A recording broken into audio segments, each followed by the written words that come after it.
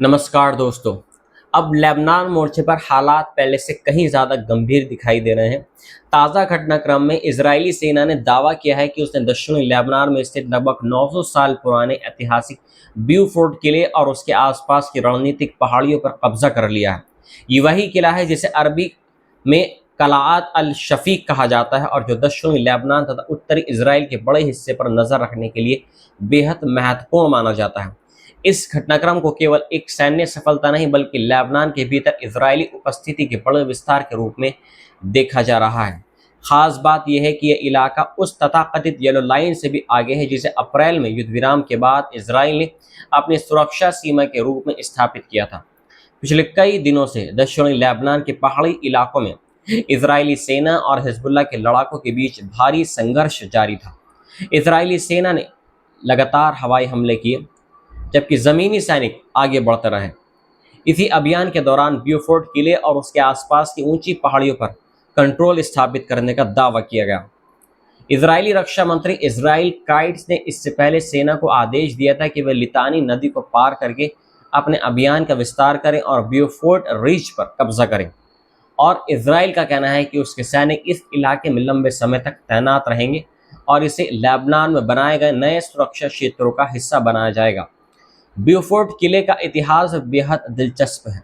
ये लगभग 900 वर्ष पुराना किला है और कई युद्धों का गवाह रहा है। वर्ष 1982 में भी इजरायली सेना ने इस किले पर कब्जा कर लिया था और वर्ष 2000 तक यहाँ मौजूद रही। अब 26 साल के बाद एक बार फिर ये किला युद्ध के केंद्र में आ गया है। जानकारों का मानना है इस किले पर कंट्रोल से इसराइल को पूरे दक्षिणी लेबनान की गतिविधियों पर नजर रखने में बड़ी रणनीतिक मदद मिल सकती है। उधर इजराइल के प्रधानमंत्री बेंजामिन नेतन्याहू ने भी पुष्टि की है कि उन्होंने सेना को लेबनान के भीतर और आगे बढ़ने का आदेश दिया है। इसके साथ ही इजरायली सेना ने एक नया सामूहिक निकासी आदेश भी जारी किया है जिसमें जहरानी नदी के दक्षिण और लितानी नदी के उत्तर के बड़े इलाकों को खाली करने को कहा गया है। ये क्षेत्र इजरायली सीमा से लगभग 40 किलोमीटर अंदर तक फैला हुआ है। सेना का कहना है कि बड़ी संख्या में सैनिकों ने नए आक्रामक अभियान की शुरुआत कर दी है और अब ऑपरेशंस को और अधिक इलाकों तक विस्तारित किया जा रहा है। इस बीच दक्षिणी लेबनान की ऐतिहासिक तटीय शहर सूर यानी टायर में भी हालात बेहद गंभीर हो गए हैं। रविवार को इजरायली वायुसेना ने शहर पर युद्ध शुरू होने के बाद सबसे खतरनाक हवाई हमले किए हैं। स्थानीय मीडिया रिपोर्ट्स के अनुसार शहर के केंद्र में कई इमारतें पूरी तरह नष्ट हो गई हैं और कई लोग हताहत हुए हैं। सोशल मीडिया और स्थानीय चैनलों पर सामने आई तस्वीरों में बड़े पैमाने पर तबाही दिखाई दे रही है। बचाव दल और आपातकालीन टीमें लगातार मलबा हटाने और घायलों को निकालने का काम कर रही हैं। एक अन्य हमले में सूर स्थित हिराम अस्पताल के पास इजरायली बमबारी हुई है जिसमें कम से कम 13 जो हेल्थ कर्मी हैं वो घायल हो गए हैं। लेबनानी हेल्थ मिनिस्ट्री के अनुसार अस्पताल की इमारत को भी भारी नुकसान पहुंचा है। इसके अलावा शहर के सिविल डिफेंस मुख्यालय को कथित तौर पर एक फ़ोन कॉल करके खाली करने की चेतावनी भी दी गई थी। इन घटनाओं ने स्थानीय आबादी में भय और असुरक्षा की भावना को और ज़्यादा बढ़ा दिया है। लेबनान की हेल्थ मिनिस्ट्री के अनुसार शनिवार को हुए इजरायली हमलों में कम से कम 16 लोग मारे गए हैं और 34 घायल हुए हैं। इसके साथ ही मार्च की शुरुआत से अब तक लेबनान में मारे गए लोगों की संख्या 3300 के आसपास तक पहुंच गई है जबकि 10,000 से अधिक लोग घायल बताए जा रहे हैं।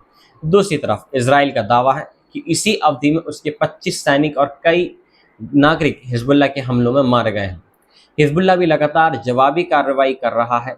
संगठन ने दावा यह किया है कि उसने उत्तरी इसराइल के कई इलाकों को निशाना बनाया और दक्षिणी लेबनान के कई कस्बों के आसपास इजरायली सैनिकों के साथ सीधी झड़पें भी सुनने में आई हैं। हिजबुल्लाह का कहना है कि इजरायली सेना अभी तक जवातर अल शर्किया, यहमोर, अल शफीक, अब्दबीन जैसे कस्बों पर पूरी तरह कंट्रोल स्थापित नहीं कर पाई है। वहीं इजरायली सेना का कहना है कि शनिवार को लेबनान से 25 से अधिक रॉकेट और प्रोजेक्टाइल दागे गए थे। उत्तरी इसराइल के कई शहरों में सायरन बजाए गए और लोगों को बंकरों में जाने के निर्देश दिए गए। इस बीच इसराइल के वित्त मंत्री बेजलेल स्मोट्रिच का एक बयान भी चर्चा का विषय बना हुआ है। उन्होंने कहा है कि यदि किसी ड्रोन हमले में इजरायली सैनिक को नुकसान पहुंचता है तो उसके जवाब में लेबनान में 100 इमारतें नष्ट कर दी जानी चाहिए। इस बयान की अंतर्राष्ट्रीय स्तर पर आलोचना हो रही है। दूसरी ओर इजरायली मीडिया रिपोर्ट्स में दावा किया गया है कि हिजबुल्लाह की ड्रोन क्षमता दक्षिणी लेबनान में इजरायली अभियानों के लिए बड़ी चुनौती बनी हुई है और यही वजह है कि कई सैन्य योजनाओं को सीमित करना पड़ रहा है। इन बढ़ते तनावों के बीच अमेरिका मध्यस्थता की कोशिशों में लगा हुआ है। दोनों देशों के सैन्य प्रतिनिधि मंडलों ने हाल ही में वॉशिंगटन में सुरक्षा वार्ता की है और अगले सप्ताह अमेरिका की मध्यस्थता में नई बातचीत शुरू होने की संभावना जताई जा रही है। लेबनान के प्रधानमंत्री नावेफ सलेम ने कहा है कि वार्ता की सफलता की कोई गारंटी नहीं है, लेकिन फिलहाल यही रास्ता देश और जनता के लिए सबसे कम नुकसान वाला विकल्प दिखाई दे रहा है। कुल मिलाकर मध्य पूर्व एक बेहद खतरनाक मोड़ पर पहुंच चुका है। दक्षिणी लेबनान में इजरायली सेना का आगे बढ़ना, ब्यूफोर्ड किले पर कब्जा करना, टायर शहर पर भारी बमबारी, हिजबुल्लाह के लगातार हमले और कूटनीतिक प्रयासों की अनिश्चितता ये संकेत दे रही है कि आने वाले दिन पूरे क्षेत्र के लिए निर्णायक साबित हो सकते हैं। दुनिया की निगाहें अब लेबनान, इजराइल, अमेरिका और ईरान पर टिकी हुई हैं, क्योंकि यहाँ होने वाला हर फैसला मध्य पूर्व की दिशा बदल सकता है। लेकिन अभी जो ये फैसले हो रहे हैं, क्या ये फैसले यहाँ की तकदीर बदल रहे हैं, यहाँ की किस्मत बदल रहे हैं?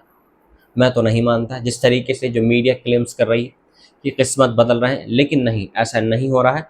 अभी सबसे सारा जो मेन प्रोपेगेंडा है वो इजराइल चला रहा है। इजराइल ने पूरे अमेरिका को अपने मुट्ठे में लिया हुआ है। इजराइल चाहेगा वो होगा, अमेरिका चाहेगा वो नहीं होने का, जो डोनाल्ड ट्रम्प चाहेगा वो नहीं होगा, जो नेतन्याहू चाहेगा या उसकी कैबिनेट चाहेगी इजराइल के अंदर बैठे बैठे वो अमेरिका में करा सकती है, और अमेरिका पूरे वर्ल्ड में वही कर रहा है। यहाँ पर ईरान के ऊपर अटैक क्यों किया गया? क्योंकि ईरान के पास में 60% इनरिच्ड यूरेनियम का स्टॉक पाइल है, और उसी वजह से इजराइल को डर है कि अगर उसने वेपन्स तैयार कर लिया तो सबसे बड़ा खतरा इजराइल है। यहाँ पर डिमोना न्यूक्लियर प्लांट, इजराइल के अंदर एक बहुत बड़ा न्यूक्लियर प्लांट है मिडल ईस्ट के अंदर। आप क्या समझते हैं कि इजराइल के पास में परमाणु वेपन नहीं है? जी हाँ, इजराइल के पास भी, वो क्लेम नहीं करता है, लेकिन जो जानकार बताते हैं कि इजराइल के पास भी एटॉमिक बम है, वो बना चुका है। लिहाजा उसको पूरा डर है कि अगर उसने बना लिया तो इजराइल उसके ऊपर वॉर अटैक नहीं कर सकता। तो ये पूरी जो पूरा जो एक वॉर चल रहा है, पहले यहाँ पर गजा, फिर इसके बाद में आहिस्ता आहिस्ता फिर ये लेबनान की बारी आ गई। लेबनान में तो चल ही रहा था, फिर इसके बाद में ईरान का नंबर आ गया, लेकिन ईरान इनके मुट्ठी में नहीं आया। इन्होंने खामनेई को शहीद कर, लेकिन इसके बाद बराबर, क्योंकि खामनेई जो पूरा ईरान का सिस्टम है वो खामनेई पर डिपेंड नहीं है, वो IRGC पर डिपेंड है। उनको नहीं पता, और ये जो प्लानिंग थी काफ़ी सालों से चल रही थी ईरान की।